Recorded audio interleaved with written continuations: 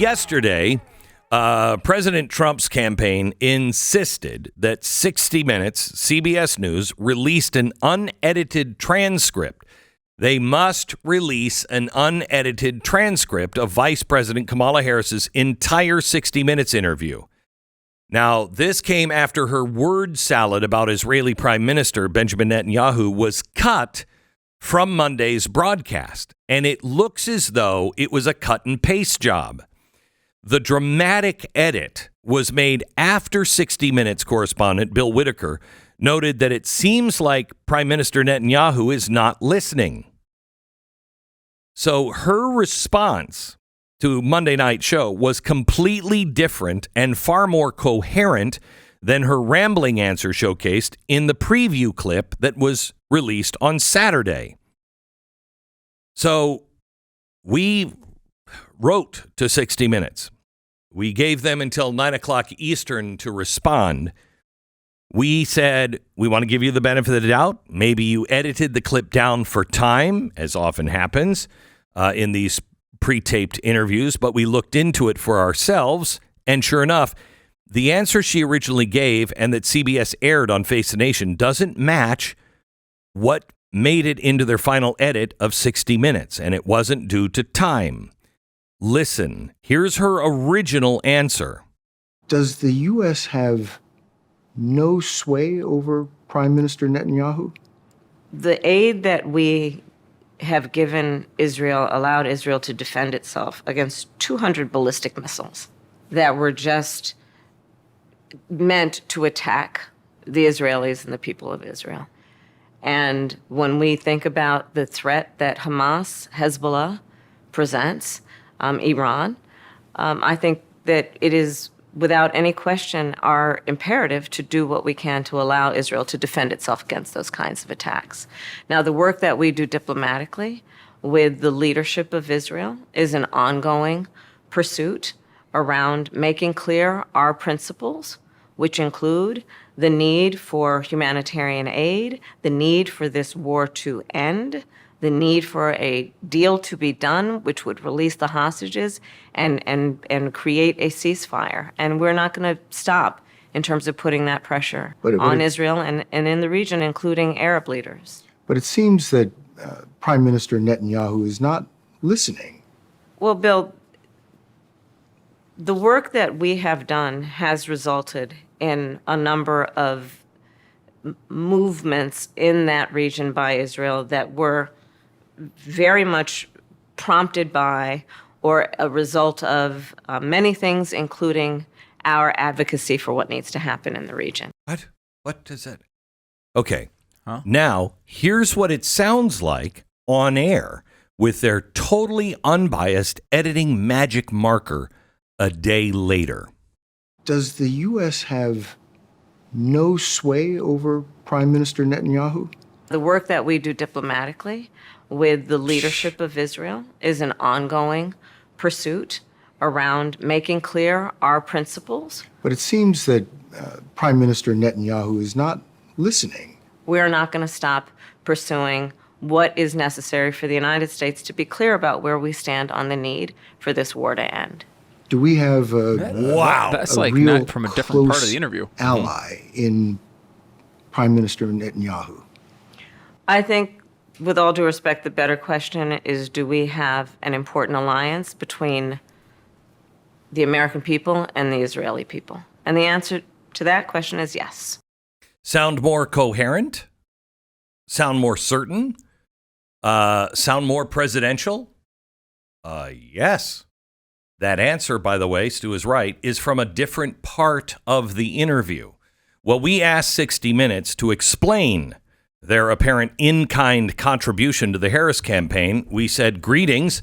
An ex-user noticed severe edits to VP Harris's answer to the 60 Minutes interview regarding Netanyahu from the time the clip aired on Face the Nation to the final export yesterday. And we attached both the edited and unedited. It doesn't appear to be edited for time, rather a cut and paste answer from a different question. Can you provide an explanation to the Glenn Beck program and Blaze News as to why this edit was made? There are claims of bias and selective edits to make Vice President Harris's answer appear more coherent. Our deadline is 9 a.m. Eastern tomorrow.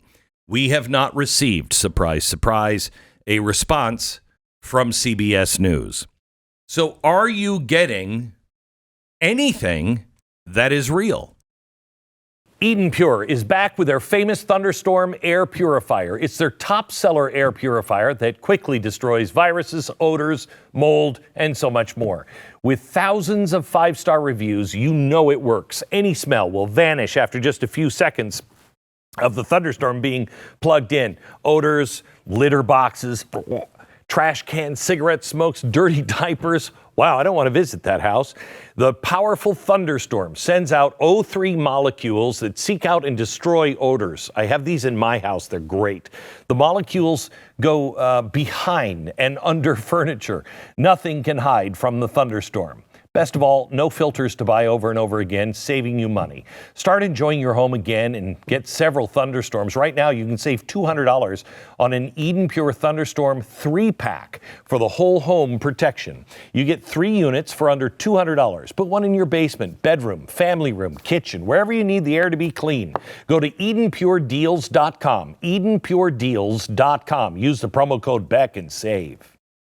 Well, J.D. Vance pointed out yesterday that, yeah, you did get an honest answer from The View. Listen to what he said. But she walks into The View, and you would think that would be an interview, and you know what they asked her? They gave her a softball, an easy question. Really propaganda. They said, can you name a single thing where you disagree with Joe Biden? Now, let's back up for a second, because remember, Kamala Harris's entire campaign is to pretend that she hasn't been the vice president for the last 3.5 years. You know, she stands up before crowds and she'll say, on day one, we're going to tackle the affordability crisis. On day one, we're going to secure the border. And you listen to her for 5 minutes and you think, Kamala, are you going to vote for Donald Trump? Because you've been vice president for 1,400 days, you haven't done anything.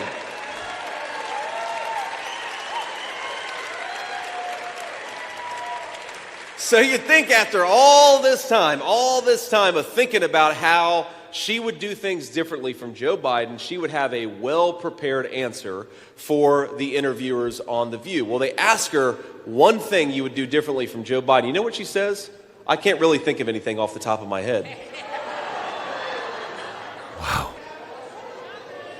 Now, in her defense, I'm not sure she could think of anything off the top of her head, whether about Joe Biden's policies or anything else, but... That is an incredible statement that she made. Now, Brian Stelter, who strangely is back on CNN, said that he called The View before she went on. Here's what he said, cut 2. She's also on The View tomorrow. I was talking to producers at The View last night. They have some sharp questions for her as well. And let's remember, sometimes it's these non-traditional formats that actually reveal a lot about candidates. So here is The View introducing Kamala. Please welcome back the next president of the United States. Very sharp. Oh, yeah. Very sharp question. Very sharp. I will say I agree with Stelter on that point, though. Oftentimes, it's not some big adversarial interview where you get these good moments. I mean, this is the best moment of any of the interviews she's done so far, the thing that J.D. Vance was just highlighting. Yes. Her admitting that, which is a massive strength for her campaign. So far, she's been able to avoid responsibility for Joe Biden. And the fact that she just threw that out there with no exceptions, I don't know. I think partially because she feels like she's in a safe zone, she's able to kind of just like let down her hair a little bit and blurt out things that are really helpful to her opponent. But can I ask, most of America is not in a safe zone right now. I mean, you have the results of one hurricane and another one coming tonight. Massive. Could be one of the biggest ones that has hit Tampa in Florida of all time. And she's last night on Stephen Colbert drinking a beer with him. Listen to this. But elections, I think, are won on vibes because one of the old saws is they just want somebody they can have a beer with. So would you like to have a beer with me so I can tell people what that's like? Okay. This was... Now, we asked ahead of time because I can't just be giving a drink to the Vice President of the United States without asking. You asked for Miller High Life. You asked for Miller High Life. I'm just curious. Okay, the last time I had beer was at a baseball game with Doug. So cheers. Cheers. There you go. There she is. Cheers for drinking a beer. That tastes like the beautiful city of Milwaukee, The Wisconsin. champagne of beers. There you go. I mean, how pathetic is she? Milwaukee, Wisconsin. Like they're just she's picking beers based on swing states. Right. It's like, give me a break. But I really like that small brewery right there in Nevada, and another one really in Arizona is very, very good. Don't sleep on Georgia and North Carolina. Yeah. Yeah, no, it's pretty pathetic. So you said this earlier, what is the strategy change? Why is it that she's suddenly doing all these interviews? I think it is because they know they're in trouble. I think there's been a shift in the polls. And so she is doing all of these television shows, all friendly. Mm-hmm. But this is not what... Yeah, I mean, look, there are nothing adversarial. I mean, you could argue 60 Minutes should be at least is a mainstream normal candidate type environment. Until they edited everything. But she did Face the Nation, I think, too. Yeah. Over the weekend. And then, of course, did the podcasts. She's done now the late night shows. She did The View. She's going everywhere. And this is a massive change in strategy we're witnessing right now. Correct. They have been running this campaign for 2 or 3 months the exact same way. Keep her out of off TV. Keep her on script in front of an audience. Get her in and out. Never have her face a question. The strategy was clear for multiple months. Now all of a sudden she's everywhere. That is a massive change. This is a huge development in the campaign. So my gut would say that the hurricane has changed an awful lot. But I'm not sure. I haven't watched, I've been so busy and all over everywhere. I haven't watched mainstream media. Are they even covering, or are they just debunking, saying, no, FEMA is everywhere. These are just crazy Trump supporters that are saying that. Is there any peek behind the curtain from the mainstream media? My impression is that they are covering the hurricane and what's happening to people, but they are not associating it with a bad response for Kamala Harris or Joe Biden or anybody else. Like I haven't seen a lot of that type of coverage outside of conservative media, but they are covering, and I don't think they're hiding. Yeah, they're not like just I have seen a lot of coverage about it. I had some theories on this. Can I? Okay, I'd love to run them by you. You yeah. picked one. You kind of already selected one, but let me give it to you anyway. Why has Kamala Harris all of a sudden on TV? All the time doing interviews everywhere? One, could be public pressure finally getting to the campaign. We've been talking about it for months. Why isn't she doing interviews? Why isn't she doing interviews? She's even been asked in the occasional interviews that she does, why aren't you out there more? Maybe that finally got to her campaign. Possibility one. Possibility two, could be a planned shift in strategy. Could be that she said at the outset of this campaign, let's wait. Let me get up to speed on all these things. She wasn't planning on doing a million interviews. Maybe she was slow walking it, and then she's going to do a blitz in the last month. And it was a planned change in strategy from the beginning of the campaign. Mm-hmm. Possibility number three could be Kamala Harris frustration behind the scenes, now pushing back against her handlers. We have seen this. We saw it with Joe Biden. Of course, it was the same strategy with Joe Biden. No, don't go out there. Don't do anything. He was behind the scenes saying, I can do it. What? You're not letting me go out there. You're not letting Joe be Joe. And he pushed himself out there and, of course, wound up blowing up his campaign. Could be the same type of thing from Kamala. She might think, you're restraining me. That's why I'm not winning by more. Number four, could be that they're looking at internal polls and indicators and thinking to themselves, we're in real trouble here. Something's changed over the past couple of weeks. Maybe it's the hurricane. Maybe it's something else. We're in real trouble. Another possibility. I mean, I'm just kind of throwing these things out there, but, let me... I've got one for you. Okay, you got another one? Yeah, okay. Maybe the polls are so good They don't care. They're internal polling. I don't believe that.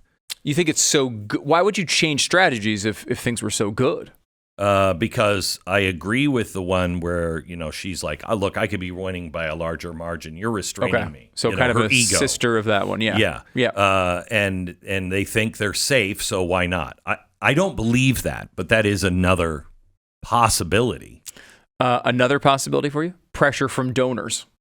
Maybe the donors are like, look, we're not giving you more money until you actually go out there and get your message out there. We think it's important. That does happen with donors sometimes. They get, it's kind of like you see this in foreign countries when there's a war going on. There's a bunch of people who are kind of pressuring the administration to do X, Y, and Z. Yeah. Could be that the donors are coming to the table and saying, hey, you're not blowing them out because you're just sitting back there and everyone knows you're hiding. Could be. Let me get your answer on this. Which one do you buy? The other one I put is a belief that maybe this basement campaign is actually hurting her, and I don't know that I wouldn't select that one. I think it's probably a combination, but I do think that they probably are seeing this and seeing some internal indicators, thinking that they're seeing the beginning signs of trouble. They probably are polling on the issue and saying and asking the question internally. Is Kamala, a version of essentially, is Kamala Harris hiding? Do you think Kamala Harris is not putting her positions out there? Is she not speaking enough? That type of stuff you can test, and they may be seeing really negative reactions on that. But I mean, you look at this and you could say that they might be a tick ahead. You could say that it's tied, but they certainly don't believe they should be tied, right? They think Donald Trump is the worst person of all time. Well, here's another reason. Here's Kamala Harris on Howard Stern. Listen to this. Cut 22, please. But to your point, I literally lose sleep and have been over what is at stake in this election. I mean, honestly, I end the day pretty much every day these days asking myself, what can I do more? There is a lot of reporting from inside the Kamala Harris campaign about disappointment that she is not doing more, that she is not doing a lot of public events, that she's taking days off all over the place leading up to this campaign. And that also could be fueling this media blitz. Donald Trump is a machine, man. He's all over the place. And J.D. Vance is all over the place. Everywhere. I mean, I went to North Carolina, then I went to Kansas City, and I had to do the show in between all of those, so I was just not getting much sleep. I was exhausted yesterday. And I thought, how is Donald Trump holding this schedule for this long? And he's bright-eyed and bushy-tailed. Yeah. The guy has not slowed down. It's amazing. That is the thing. It's hard to argue that about Trump. He is a machine. He's a machine.